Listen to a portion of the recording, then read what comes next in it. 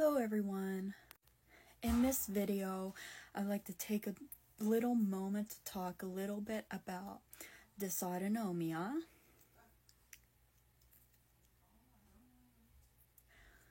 because it is Dysautonomia Awareness Month of October. And I'm actually an individual that is diagnosed with dysautonomia. And I wanted to talk more about that and what that actually is and what it actually entails, because it is like a blood pressure, nervous system, heart rate condition that is very, very misunderstood by a lot of even medical professionals.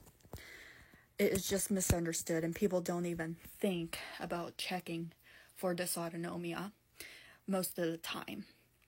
When people think of high blood pressure, low blood pressure, or high heart rate, low heart rate, they think of it as a heart rate or blood pressure that sustains for instance, high blood pressure that sustains it when you're like sitting here and your blood pressure is like 229 over 196 or something like that, which is actually dangerously high.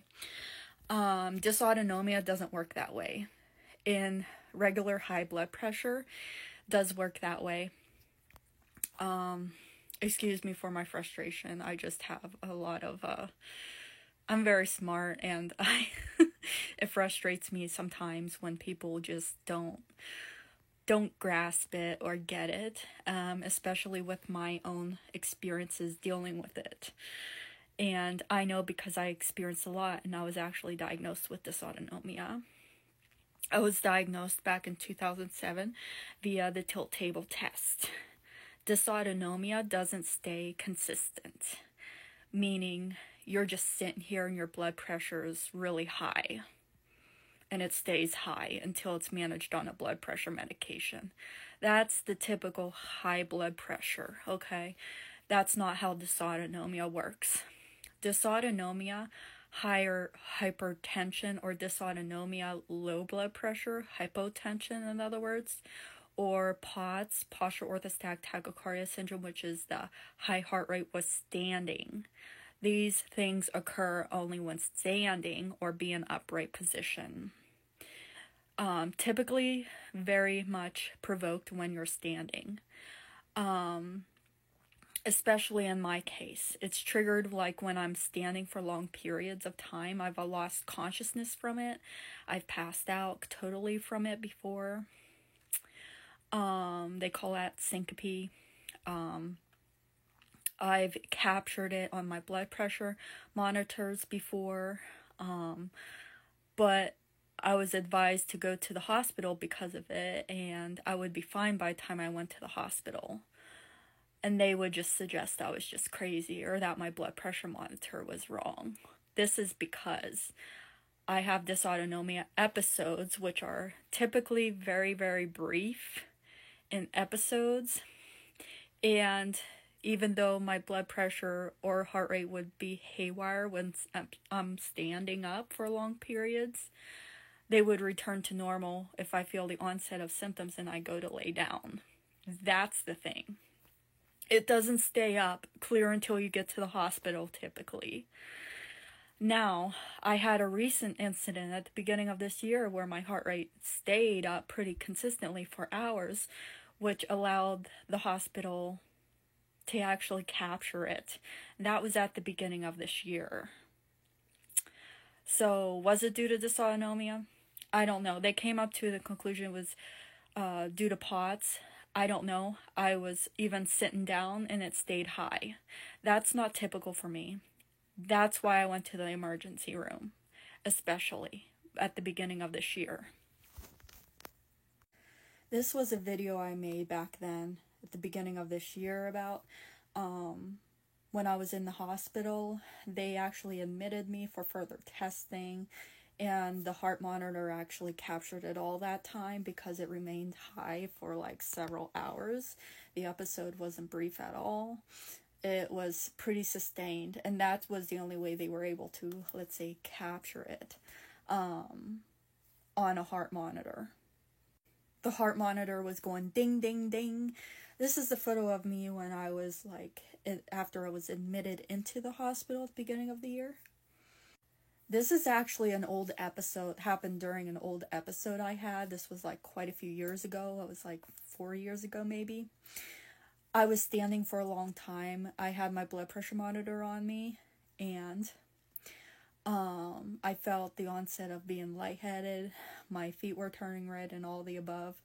I felt like I was going to pass out, so I quickly took my blood pressure when I was standing up. And this was the result I got. I went to the hospital that day. They pretty much said it was all in my head because it returned to normal when I lay down after I was experiencing symptoms.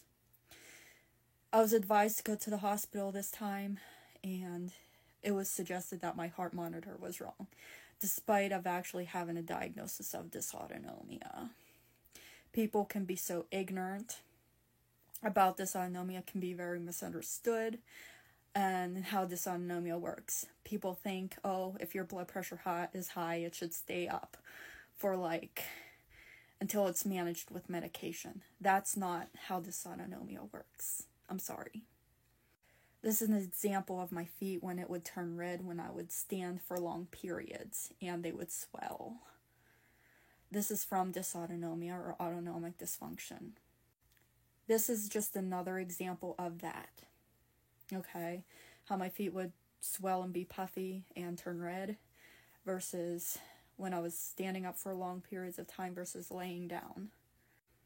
This was just one of the hospital incidents. I ended up going to the hospital. They ended up, putting an IV in, whatever. Now, some speculate that this could be because I have a hypermobile condition or Ehlers-Danlos syndrome, but we'll have to wait and see on that. I've worn heart monitors several times. None of them really caught anything. As the same here. I had a few echocardiograms done. The only thing that was caught was a few leaky valves, relatively minor, not anything majorly concerning. Because when it's dysautonomia, there's nothing usually structurally wrong with the heart.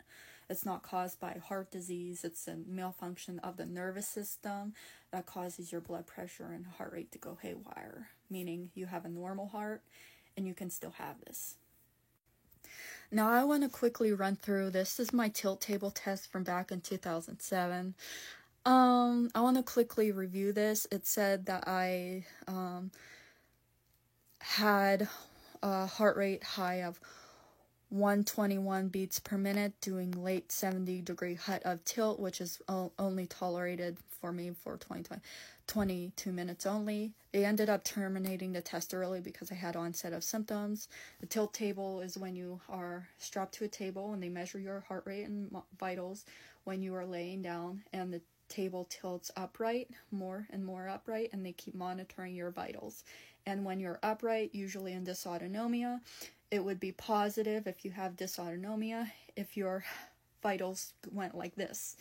They either went haywire. In my case, my blood pressure dropped significantly low. It said something about that I had late POTS because my heart rate spiked and went higher to meet the criteria for that. But my blood pressure was normal when I was laying down, but as the table tilted up, it went relatively low.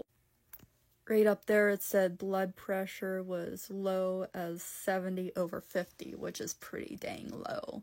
I had orthostatic hypotension at the time, low blood pressure with my POTS when I was diagnosed back in 2007. So, yeah.